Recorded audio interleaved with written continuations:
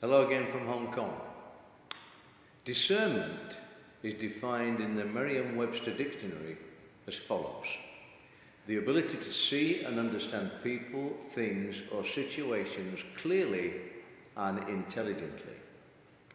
Now, this is a valuable quality in everyday life, but I believe discernment, more accurately spiritual discernment, is especially important for the Christ follower.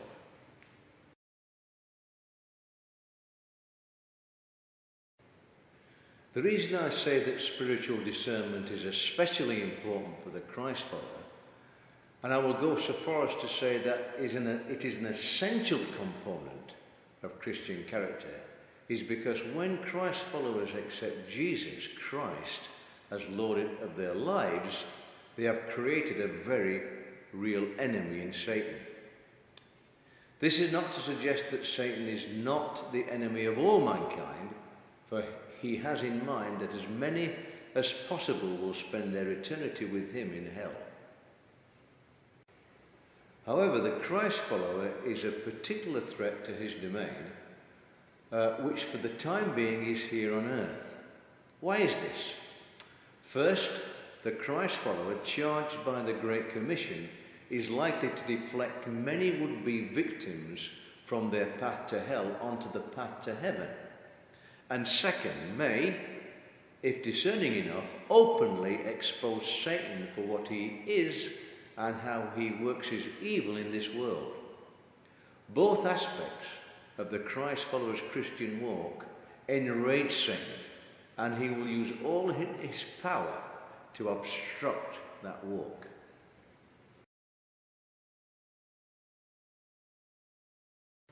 Spiritual discernment requires a godly view of reality, and this view is expressed by Paul in Ephesians 6 verse 12, which goes like this: "For our struggle is not against flesh and blood, but against the rulers, against the authorities, against the powers of this dark world, and against the spiritual forces of evil in the heavenly realms." The implications of this view are that the world that we live in is really a facade, very much like the Hollywood movie sets, and that real existence is spiritual, not natural. Events in this world involve the playing out of the behind-the-scenes spiritual battle, where the forces of evil cause mankind to struggle, a struggle which is especially felt by those who line up with the forces of good and God, namely Christ followers.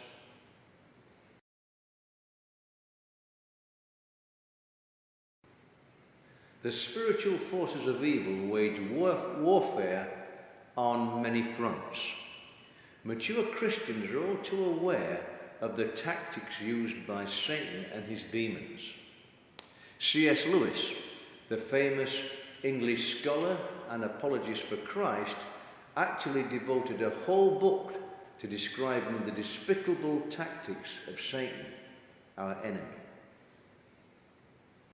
The book takes the form of letters from a senior demon called Screwtape to a junior demonic pupil called Wormwood, the former providing advice to the latter on how to ensure an eternity in hell with Satan for an individual assigned to Wormwood, referred to as the patient.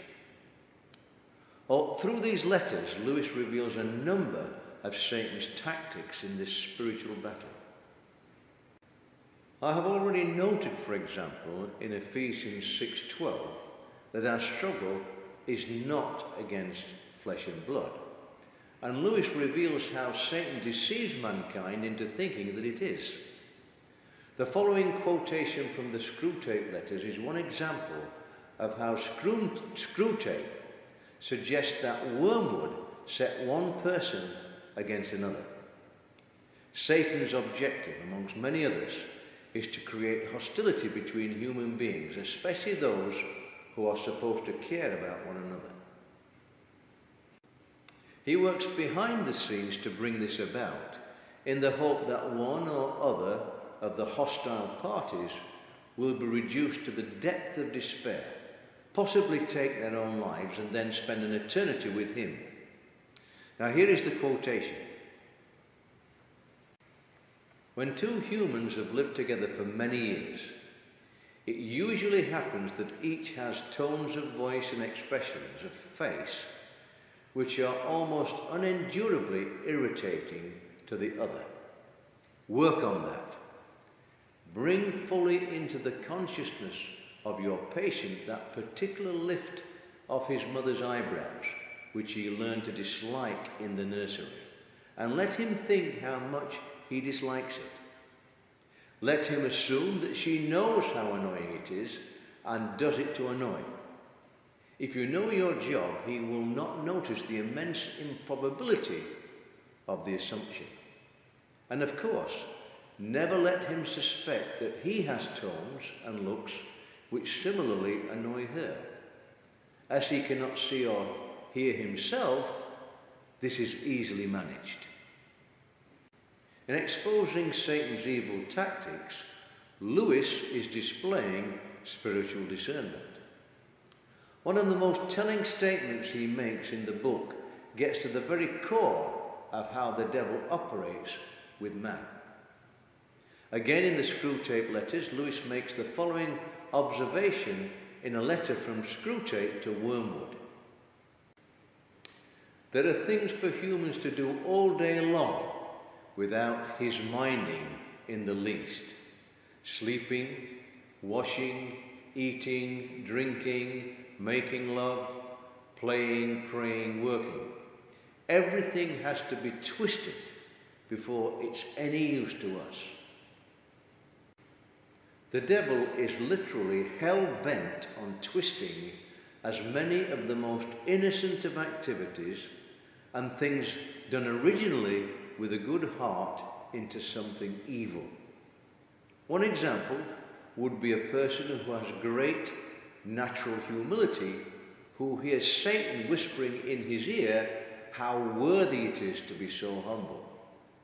If the hearer does not have spiritual discernment, it will not take very long for humility to take on the form of pride in being so humble. In this world, what I am saying may seem crazy. The Lord himself recognizes this when he conveys, through the Apostle Paul in 1 Corinthians 2 verse 14, the person without the Spirit does not accept the things that come from the Spirit of God, but considers them foolishness, and cannot understand them because they are discerned only through the Spirit. If I'm a crazy man, then I'm in good company. C.S. Lewis, author of the Screwtape Letters, has been called one of the greatest intellects of the 20th century. Many other intellects and great theologians make statements about spiritual warfare too. For example, Charles Spurgeon, one of the greatest of all British theologians and preachers, stated, "I know what the devil will say to you. He will say to you, you are a sinner. Tell him you know you are, but that for all that you are justified. He will tell you of the greatness of your sin. Tell him of the greatness of Christ's righteousness. He will tell you of all your mishaps and your backslidings, of your offences and your wanderings. Tell him and tell your own conscience that you know all that, but that Jesus Christ came to save sinners, and that, although your sin be great, Christ is quite able to put it all away." A.W. Tozer, a famous American pastor and writer, sometimes called by commentators a modern-day prophet, writing in the 1940s and 1950s, stated, "Satan has been in this business of intimidating and silencing and oppressing the people of God for a long, long time." Billy Graham, world-famous evangelist, writing in his book Angels, states the following: "Satan, the fallen prince of heaven, has made his decision to battle against God to the death. He is the master craftsman who has plotted destruction during all the ages since he first rebelled. Make no mistake, spiritual warfare is a reality, and Christ's followers and non-believers alike better be prepared for war and know that the greatest of all weapons against Satan's evil plans for our lives is to develop spiritual discernment.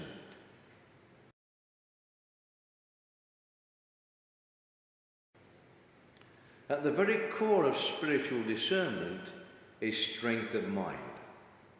I strongly believe that without this quality one cannot mature as a Christian and can certainly not be fully used by him.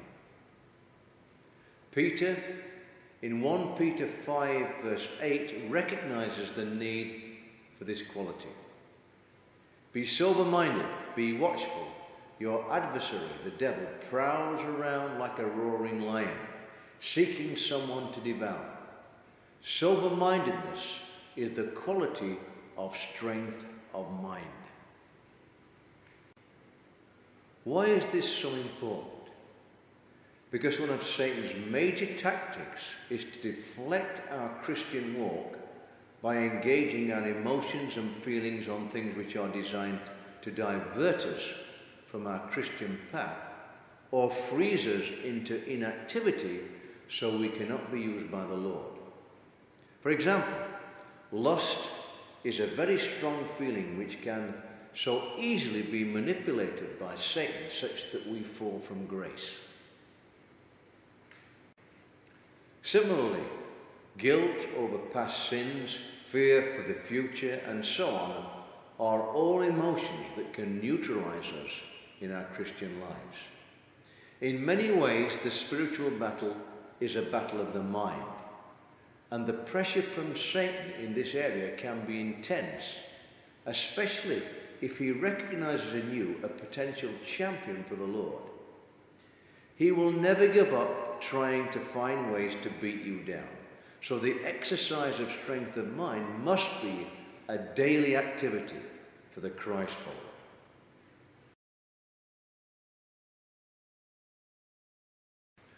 I hope I've conveyed so far that it's vital for the Christ follower and non-Christian for that matter to develop spiritual discernment and strength of mind. But how can they do this? First, for the Christ follower, in giving your life to Christ, you have availed yourself of the Holy Spirit living within you. With the Spirit of God residing in you, you already have a guide, helper, and mentor in the battle with Satan. Ask the Lord in prayer for spiritual discernment, and the Spirit will be at work to bring this about. The Spirit can work in a number of ways, including a flash of insight into the work of the devil in a particular situation, a Bible reading that reveals that the devil is at work, a feeling of uneasiness about what is taking place, or a spiritual revulsion when meeting a person who is being driven by the enemy. Take heed of these things and pray into the situation, including praying for protection against the enemy's work by asking that you be covered by the blood of Jesus Christ. You should also ask the Lord, through his supreme power, to bind the enemy and his demons. Remember that you are no match for Satan in your own power, and that you can only be victorious in his power. The Bible informs us in 1 John 4 that the one who is in you is greater than the one who is in the world.